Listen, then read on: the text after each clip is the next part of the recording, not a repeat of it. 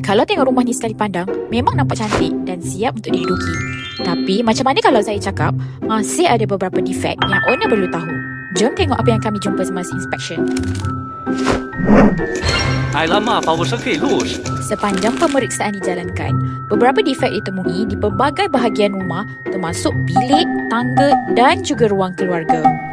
Antara defect yang dijumpai ialah hollow tiles pada beberapa bahagian dinding serta crack pada tiles yang memerlukan pergantian. Kami juga menemui beberapa isu kemasan seperti frame pintu yang kemik, alignment yang kurang tepat dan komponen yang memerlukan pelarasan.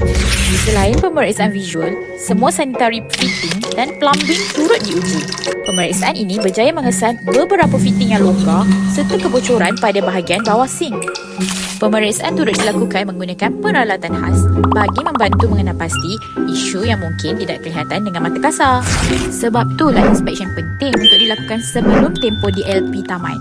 Lagi awal defect dikenal pasti, lagi mudah untuk owner membuat tuntutan perbaikan dengan pihak developer. Jangan lengah lagi, hubungi Defect Pro sekarang.